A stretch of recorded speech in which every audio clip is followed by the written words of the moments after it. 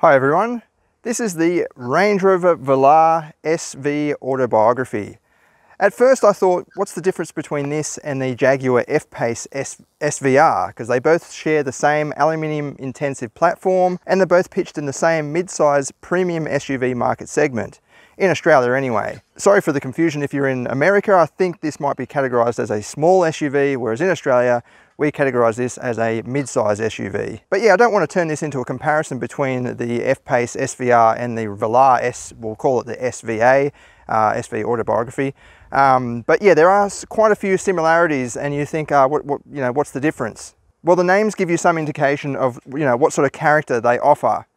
So SVAutobiography is basically special vehicle autobiography. And for anyone that knows Range Rover, autobiography is usually the nameplate that's only fit to the very uppermost models. Whereas SVR is, the R sort of stands for racing, and that's only applied to sort of the top performance models.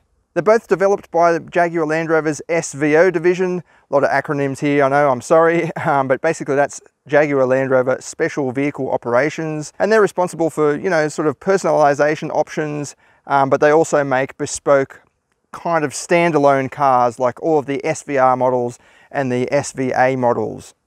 They also do some one-off concepts and very low production run special editions. Both the F-Pace and the Velar are based on Jaguar Land Rover's aluminium intensive platform, the same platform shared with the Jaguar XE as well, except the Velar is about 70 millimeters longer overall, so it does look a bit bigger than the F-Pace just in person. But yeah, it's only 70 millimeters, a bit of extra length. I think that's to the back. You can see that rear overhang is quite long, whereas at the front it's got that short overhang for good off-road performance. Being a slightly bigger car, it is a bit heavier too. So spec for spec, in terms of the SVR versus this SVA, this is about 100 kilos heavier than the Jaguar. Once you see the level of luxury inside, the pampering luxury, it does start to justify it a bit. So this tips the scales at 2,030 kilograms tear, compared with about 1,930 kilograms for the F-Pace SVR. Both of them quite heavy SUVs, even for this market segment. Speaking of which, they're going up against the likes of the Alfa Romeo Stelvio Quadrifoglio, the BMW X3M, and the Mercedes AMG GLC 63S. Like the F-Pace SVR, this comes with a 5-litre supercharged V8 engine producing 405 kilowatts or 550 PS. Compared with those mentioned rivals, that makes this the most powerful SUV in this class, equal to the F-Pace SVR, that is. This engine has been around for a while now. It actually started life as a Ford AJ series from the AJ series engine family. It's also similar to the 3-litre supercharged V6s that Jaguar Land Rover uses. This has obviously got 8 cylinders compared with 6. But yeah, it is starting to age a little bit. I have heard that Jaguar Land Rover will soon adopt BMW V8 engines, obviously with Jaguar Land Rover calibration and so on. But yeah, they will replace this soon with a BMW V8. As far as I know, they haven't really confirmed it officially, but there's word in the industry that that's what's going to happen. Even still, this is a massively powerful engine. It sounds awesome, provides excellent performance.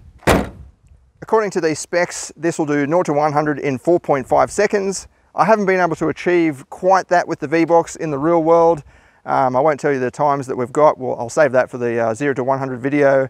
But I did bring the V-Box along with me today and we'll do a couple of runs just to give you a bit of an idea of the real world performance.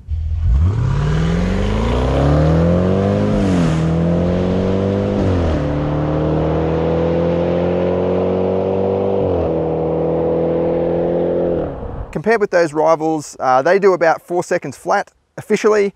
Even a couple of them do 3.8 seconds.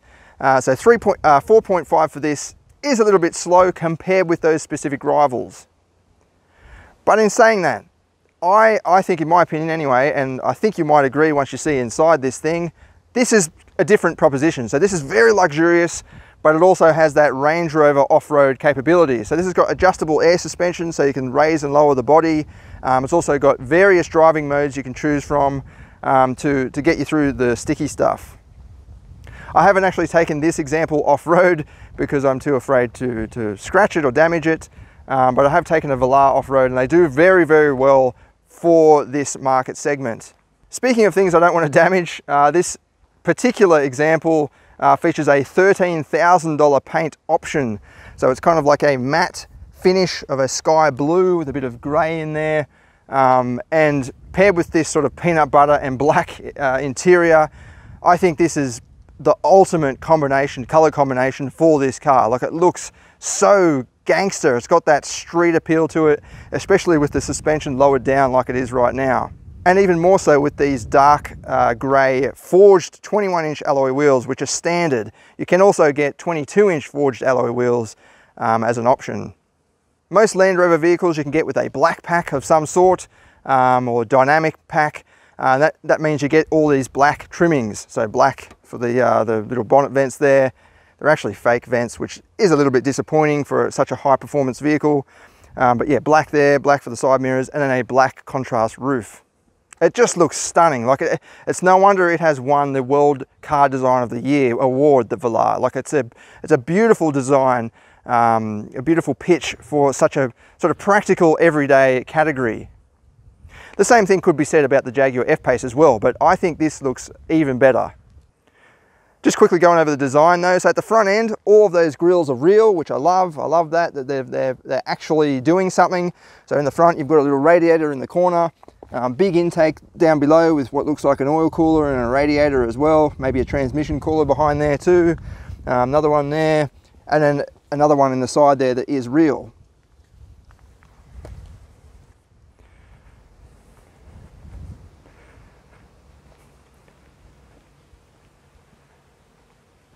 I love these door handles that pop out, so when you lock the car, they close in like that. Makes it look very sleek. When you're driving along, that's what happens as well. They close in, makes it look very sleek and helps with aerodynamics. Only thing I don't like about them is they are quite plasticky. So when they pop out, this front piece is coated in the matte finish, but then behind here it's just this pretty basic plastic cover that holds it all together. Just feels a little bit weak in my opinion. Moving towards the back, you'll see the big chunky spoiler with little chutes that feed air down over the top of the rear windscreen. And then a full width tail light treatment, although the light doesn't actually go through to the middle there. It's a sort of one piece housing for the tail lights that spread all the way across. And then you've got a black badge and then a black diffuser section lower down. It's not really a diffuser, it's just a black trimming piece to surround those quad outlet exhausts. That's obviously a telltale sign of the SVA quad outlet exhausts. Taking a closer look, those tailpipes don't actually line up, they're not quite level, which is a little bit disappointing. I mean, it doesn't matter that they don't connect up to these square outlet pieces, but yeah, one's sitting a bit higher than the other. It actually looks a bit damaged there, that tailpipe too. Maybe they, during the official launch event, they went off-roading and who knows, maybe it got a bit damaged, I don't know. Because that one on the other side isn't bent like that. But yeah, it definitely looks very imposing and very stylish. Like, look how fat that is, and you can see the wheels sticking out from the guards there. Speaking of which, they are 265 wide tyres on both the front and back, so no staggered wheel sizes front and rear for this one, but 265 is very fat anyway, so there's no problem with grip, and as we'll go for a drive soon, I'll show you, the handling is not a problem at all. And then to wipe off some of that speed, particularly with the weight, are a set of bespoke, massive 395mm front discs, and then 396mm rear discs. The rear, for some reason, are a little bit bigger than the front, although the caliper there looks like a single piston job. I could be wrong, but it looks quite small, whereas the front's got huge, at least 6 pistons on the front there, massive caliper. As good as the exterior looks, for me, the interior is just as impressive. Like, it's a very, very nice place to be sitting inside the Velar. So let's jump inside and take a look. I might just move it into the shade there. On the doors, you'll notice they extend right down past the sill. I think Range Rover invented that, although pretty much all SUVs do this these days. So basically the door goes right down past the sill. So if you do go off-roading, all of the mud and so on is on the outside here, and then when you get in, your pants don't scrape up against where the dirt would otherwise be. So that's all protected. It still does get a little bit dirty, as you can see. I drove in the rain the other day. It's a little bit of dirt still gets up in there, but it's better than having the door finish off, you know, about here, and then having a very muddy sill. But yeah, check out that interior. It's a beautiful design. Even before you get in, it just looks very, very exquisite. I'm not sure what's actually optional or what's been fitted as an option on this particular model, but I do love this dark tan and black interior trim combination. If this was all black, for example, which is probably what most people would do, unfortunately, in my opinion anyway, it would just look all monotone and you wouldn't get that detailing show up so much. It would show the dirt pretty easy, yes, but in my opinion, I'd rather have a light interior and have a you know, more pleasant place to sit every day and, you know, have to clean it a bit more often than have just all black and pretty boring. And besides, this does show the dirt, so when it does get dirty, you can clean it. Whereas if it was all black, you know, you could be sitting in filth for years and years and you don't even realize because you can't see the dirt. That's just my little 2 cents anyway. I'm sure there's going to be lots of people that disagree. The trim extends all the way to the doors as well, so you've got leather for the actual leather for the door trimming, and then there's sort of carbon fiber piece in the middle there. It does have scratchy plastic lower down on the door trim. It is a little bit disappointing to see that on such a high caliber vehicle like this. Speaking of which, I should mention that this car has a retail price in Australia of about $176,000 without any options or on-road costs. Compare that to the F-Pace SVR, that starts at about $140,000. So it's a $35,000 premium for this over the Jaguar. Not only that, $176,000, you could get a pretty, you know, well-spec'd Range Rover Sport for that sort of money. And I don't know, I know this is going to be a bit opinionated, but I think Range Rover buyers, well, I think a lot of Range Rover buyers, not all, but there are many Range Rover buyers that are quite materialistic. They want this because it's stylish. It's like a brand name accessory to their, you know, wealthy lifestyles. And if that's the case, then you're probably going to want the Range Rover Sport, aren't you? Because, you know, you want to show off the fact that you're wealthy and whatever. Fair enough, you know, if I had lots of money, I'd buy a Range Rover as well, because they are very, very nice luxury cars. But, you know, if you're weighing up that near $200,000 by the time you put this on the road, you can get a pretty good spec Range Rover Sport for that sort of money, and you'll look better. It'll look better in your driveway, in other words. You'll have that driveway credibility. But for the purpose of this review, I'll try and forget about the price mostly, because we are ripped off a bit in Australia. This might not cost as much if you're in Europe or America. One thing that is a bit different to the Jaguar F-Pace is the cabin orientation. So this is a bit more upright, a bit more traditional SUV. What do I mean by that? Well, the F-Pace, the A-pillar here comes spearing towards your forehead and it's quite low. That gives it that low profile, that cabin glasshouse, low profile cabin glasshouse. Looks very cool, but in my opinion, when you first get in, you kind of got to duck down. And even when you're inside, it kind of feels like you're in a sort of, I don't know, a chop top hot rod or something like that. But then it's kind of off-putting because you are quite high off the ground. It's an SUV after all. Whereas this, it seems like the, what would you call it? The torso to glasshouse ratio is a bit more balanced. So the windows there, the window height seems a bit more even with the sort of below window sill height. It's not quite, but more so than the F-Pace. At least it feels like that. I could be wrong in the actual dimensions, but that's what it feels like, and that's probably more important anyway. In short, what I'm getting at is it's easier to get in and out of. It's just a very conventional SUV. Just step straight in. You don't have to move your head much at all to clear the pillar there. Once you're inside, plenty of headroom and legroom. I don't feel cocooned in so much that I feel claustrophobic, but I feel nicely supported and you know, a bit intimate with the car. Just before I start it up, you'll notice everything is black. So all of this is just all black, even these little steering wheel controls here, it's all black. That gives it a very clean look when it's stationary and turned off. When you turn it on, as you'll see in a minute, all of it lights up. So it's pretty amazing in terms of the technology and the integration of technology into the design. So even these little steering wheel controls, they are like mini touch screens and they do change around. So when you're on a phone call, it'll have two symbols just here for, you know, the green pickup symbol and the red hang up symbol. But when you're not on a phone call, obviously there's nothing there. And it does change around. So I think that's really cool. There you go now. So it's got that phone thing. When you hit that, it'll say, do you want to call someone? And it will have two different symbols there.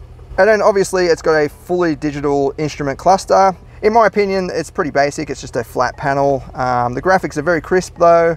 And you've got a few options to play around with. Just shut the door. So at the moment I've got it on the trip information, but you can change that. You go into the, where is it? You go across. So you've got to use this little dial thing here, which is a little bit fiddly to start with, but you do get used to it. Info panel. So I can put the map there, and then it will show the map permanently in the middle, like that. And you can change it around and show various things, which is cool. I do like adjustable things like that, so you can customize the car to suit what you want to show. For me though, the masterpiece is this center console display area.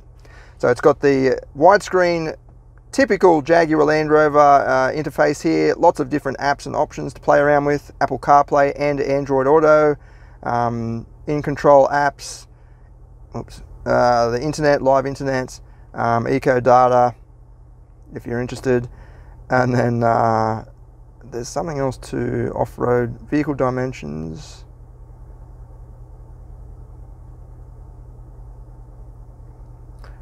I don't know what that's for exactly. Maybe when you're off-roading you can get a very good idea of how much clearance you've got. And then you've got this 4x4 app as well.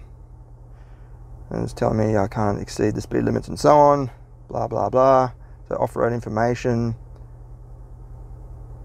As you can probably see just as I'm going through this, there is a definite delay with this system. So it's just one of my only complaints for this whole system actually. When you go into things, it just, I don't know, it takes a little bit to load. I get that I'm listening to digital radio at the moment, which does take a while to load the lists. But even if you just click anything, settings, see how long that took? It's just a little bit too long. I don't know why that is. It's not like it's a you know, massive supercomputer. It's just loading systems that are already programmed in. It doesn't have to connect to the internet to load up the vehicle settings, for example. But other than that, the graphics are very nice, very consistent with it all as well. And then down below you've got this extra touchscreen which is beautifully integrated with these little dials. So at the moment if you click climate, I've just turned that off accidentally. If you click climate, it's all for the climate controls, and these become you know, temperature control and fan speed. And you can actually go in and change that from syncing to both left and right and change the different settings. But then when you go into vehicle, these little controls actually change. So this one becomes the toggle for the drive mode select system. Hopefully that sun's not piercing you right in the face because it's getting me right in the eye. You can actually change the, this actually changes and becomes the sort of twist knob for the driving settings, which is very, very cool. I think it's beautifully done. I love that. It looks so elegant. It's not just a touchscreen slapped onto a dashboard. It's elegantly formed into the design of the center console. There's even a bit of extra storage behind the screen there, so it's like a floating screen. Here's where you've got the adjustable suspension as well, so you can raise it up and lower it down and so on. I'll just leave it on the standard setup at the moment. And you've also got, which I only found out just yesterday, I've got to give this car back today, it's also got massage seats, which is really cool. It feels like, I don't know, it's hard to describe, but it feels like maybe some lawn balls are like rolling up and down your back and being pressed through a very thin pillow up and down your back. It's very soothing. It's not quite, you know, like a proper massage, but on your daily commute to work, it's definitely very relaxing to cruise along with your V8 engine purring under the bonnet there and getting this gentle massage up and down your back. And then below the screen you've got the Jaguar Land Rover pop-up gear selector system, so that submerges down into the center console there to be flush when the car is off, and then just rotate it around. It does feel like proper stainless steel or some sort of metallic, at least in the middle there. It feels very, very high quality. You've also got some storage options, so a cup holder there, which is a little bit smaller than this cup holder I found, So you've got two different options there, and a little pocket there for your phone or something. And then I've got my secondary GoPro there with the battery charging, with a shallowish center console box in the middle. Big door pockets in the side here. They can definitely fit a pretty large drink bottle, and they do go back behind there quite a bit, although it is a bit of a hassle getting things out if that does fall all the way back there. And then you've got the handle that doesn't go through. You probably heard me comment on these before. I love handles that are actually blocked off like that, so you can put things there. Because I've often put my, even just to get into the office, I've got a little pass to get through the gate, and you put things in there and it falls straight through, whereas that just stays in there. That's cool. Actually, one other thing I do like and I want to point out is with these touch screens. So I'll just put it back on FM so we can get some sort of list happening. As you can see, there's a bit of a delay as well. So when you pick your station, it doesn't go back to another screen or even jump right back to a home menu. It stays on this list, which I love. I know that sounds stupid, but there are so many touchscreens out there at the moment that as soon as you click something, it'll go back to another screen. You've got to dig your way all the way back to where you were. It doesn't sound like much of a problem, but when you're driving along, I don't know, I think these are quite distracting. I think they're just as distracting as touching your mobile phone. So the fewer button pushes you have to do to get what you want to happen with the screen, the better. Very high quality materials all above the ceiling here as well. It's like Alcantara. Even this sun visor is coated in a nice soft Alcantara. It feels really nice. Nice metallic trimmings around everything, and piano black in most other areas, including for the passenger side there. Let's check out the rear seats. So that trim carries over to the back door as well, with the carbon fibre in the middle there. I'm not sure if it is real carbon fibre. It might be. Feels like it. Very heavily coated in clear or lacquer or whatever. But yeah, same design theme carried through. And once you sit down, you've got plenty of room. So decent leg room, as you can see. I've got my seat in my usual position, and there's heaps of knee room for my height anyway. I'm about 170 centimetres. Good leg room. I like the way the floor drops down, so you can, your knees aren't sitting really high. It just makes it feel really comfortable. This model's also got a reclining rear bench that's electric. Does take a while, but yeah. So if you are quite tall, you can recline it right back and sort of get that extra clearance with just by having a bit of an angle happening. But yeah, my head's nowhere near the ceiling. Got plenty of room. Even if I had the sunshade closed, I wouldn't be anywhere near it. This example's also got climate control in the back with these dials that match the front dials. Fully independent climate control in the back, and then just a 12-volt socket, power socket there. No USB ports, unfortunately. Even in this flip-down armrest, it's just got two cup holders. So I think Land Rover's a little bit behind there in technology. It could have two USB ports for the rear passengers, although in saying that, it probably is an option. You can probably option for that sort of thing if you really need it.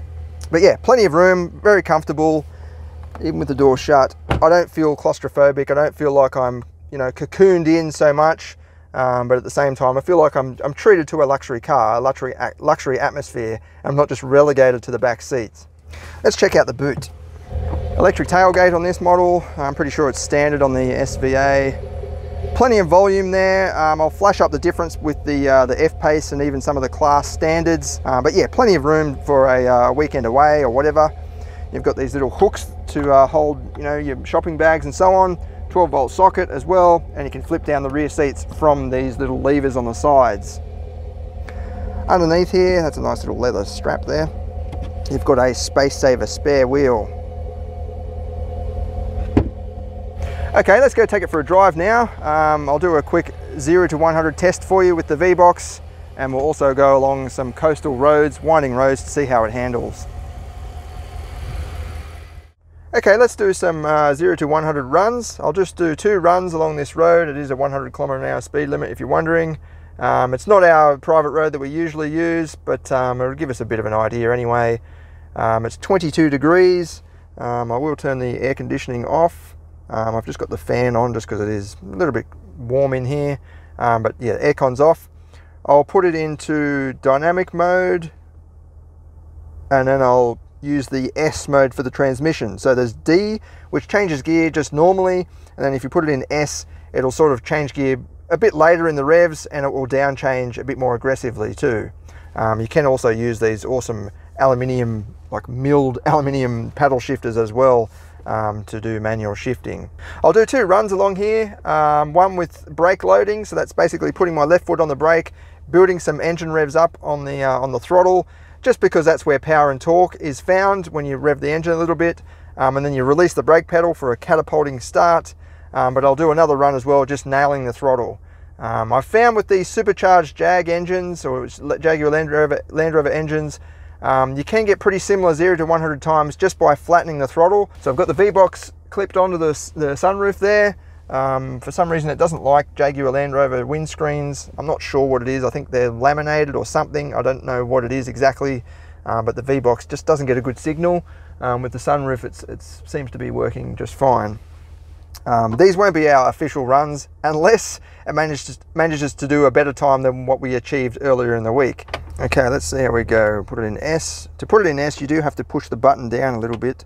I suppose that stops you when you're doing parking and so on, and you're going from reverse to D. You don't want it to accidentally slip into S when you didn't mean to. So first of all, we'll just nail it off the mark. Start.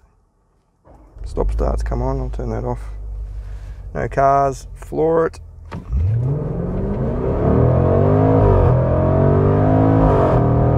That's 100.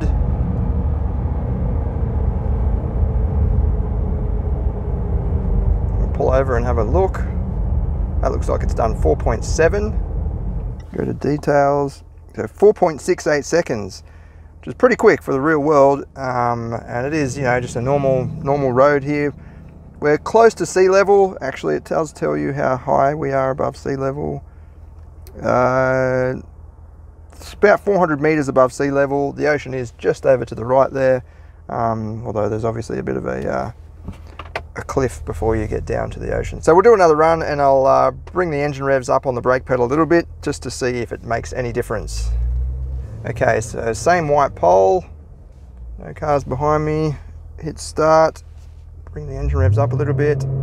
Go. That's 100.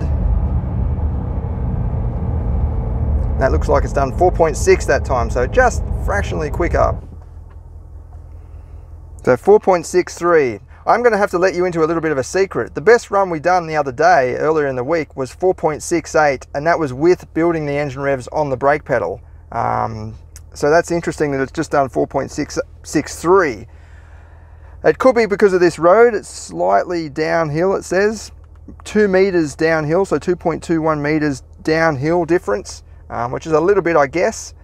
I don't know what we'll put as or our sort of official 0 to 100 time. I guess that's the best we've done, so that's what we have to put. So 4.63 seconds. That's not far off Jaguar Land Rover's official claim of 4.5 seconds. And yeah, that's an awesome time for a real world test at 23 degrees, pretty warm day outside, and yeah, normal conditions. So let's go for a drive now, and we'll have a look at the handling and the on-road performance as well. Putting the acceleration and performance aside, this car is a great luxury car. It's really comfortable. The air suspension just soaks up bumps really well. It's still quite firm. It is a performance SUV after all, but it's nowhere near as rigid as most of the performance SUV rivals. I've got it in the comfort mode at the moment. Suspension seems to be in the middle setting, so it's not completely slammed on the ground, but yeah, it just catches bumps really well, but yet there's very little body roll. We'll go for a run through this little winding road here and see how it handles. It does feel quite heavy. I mean, it is heavy, 2 tons, and it feels very sort of solid and planted on the road. You get that sense that it's, sturdy and yeah, solid. And in that sense, it doesn't feel as agile as some of the rivals. But when you start to push it, you'll find that it handles surprisingly better than what you're sort of expecting. And it's already at a very high level anyway. We'll switch it into the, at the moment I've got it in the comfort mode, and we'll switch it over to the dynamic mode, which firms up the suspension a bit more. And we'll use the S mode to start with. I'll leave the shifting to the, see, it just downshifted by itself. I didn't do that. It's ready to go. And yeah, awesome performance, awesome sound from that exhaust. Downshifting just then, blipping into the throttle as well, ready to punch it out of the next corner.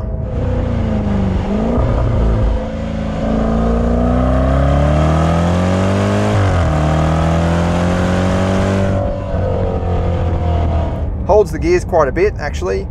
I'm just cruising along, just very lightly on the throttle, and it's holding gears, holding revs at 3,000 RPM. It just downshifted then.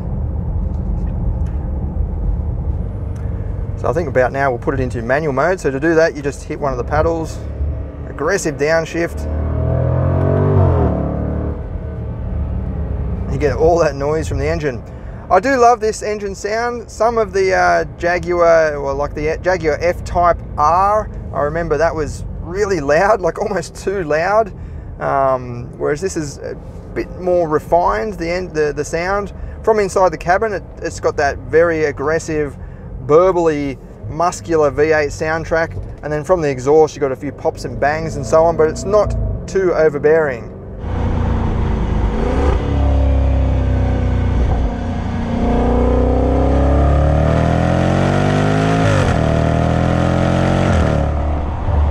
There is a bimodal system here, so you can turn that on and off.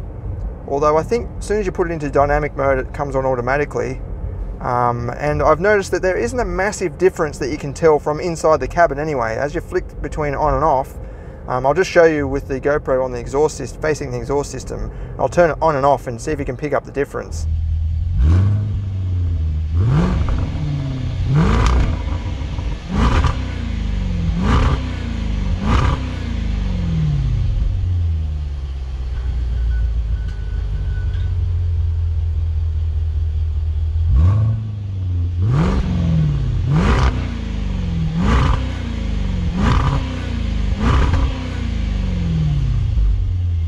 Our decibel gauge did read a slight difference, even just sitting in idle. But yeah, you can't really tell.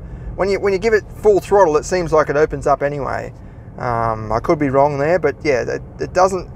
I remember the F-Type, again, the R, when you open the exhaust, you can definitely hear this massive difference, and it just belts out this sort of barking, clattering sort of sound, whereas this doesn't quite go to that length.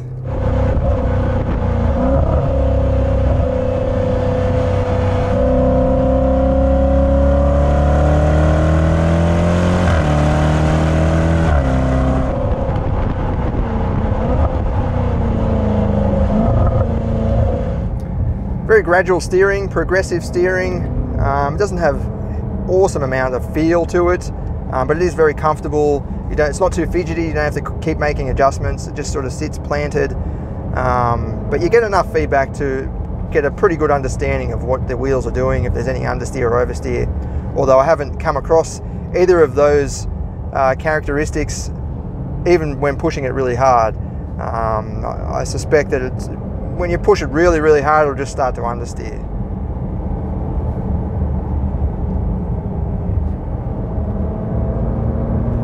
Bit of a sharp corner coming up. Down the third gear.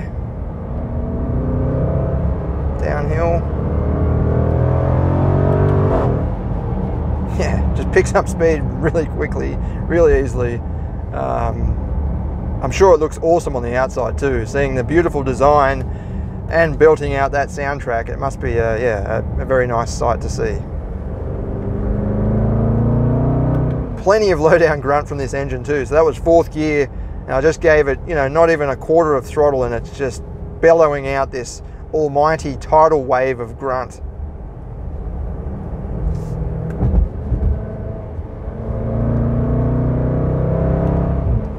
Even in this dynamic mode, the suspension is not too firm at all. Like it really does absorb the bumps very well for road conditions. I mean, if you went onto a track, most of the rivals would probably beat this in terms of a lap time. Even the Jaguar SVR would probably beat this around a track. But it's kind of what I love about this Velar, and I would choose this over a F-Pace SVR, because it is a genuine luxury car at heart. It just so happens that you can drive it as a performance car, and you've got all that power and noise, and theatre and excitement that goes with it. It's a good overall package. This section's a bit tighter up here and uphill as well, so we can give it a bit more.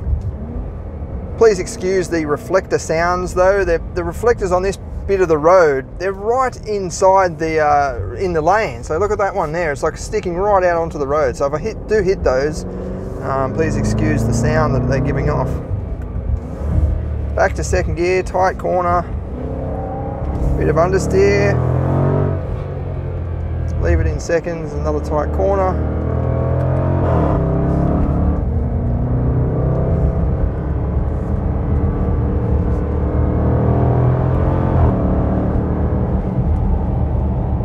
Awesome brakes on this. It pulls up really well, even with all of that weight.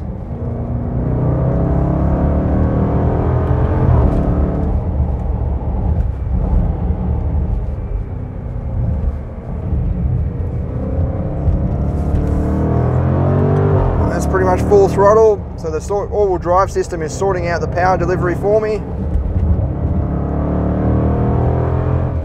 Hard on the brakes. Down a gear, leave it in the second gear. Yeah, awesome fun. So a conclusion. Well, the price is definitely putting me off a bit. $175,000 is a lot for any car really. Like no car is worth that much unless it's made from gold or something. So that's definitely a factor to consider. But that aside, the product that you're getting, the material thing that you're getting is excellent. Like it ticks so many boxes. It's a great luxury car, great grand tourer. It does really well in tight winding roads like this. I mean, it's not as on the edge as some of the rivals, but it does really well nonetheless. It's also going to be exciting for a wider range of the market. So you don't need to be a professional driver to sort of get the, well, not to get the most out of this car, but just appreciate what it's built for. Whereas some of the rivals, you know, you've got to be pushing pretty hard to really appreciate what they can do.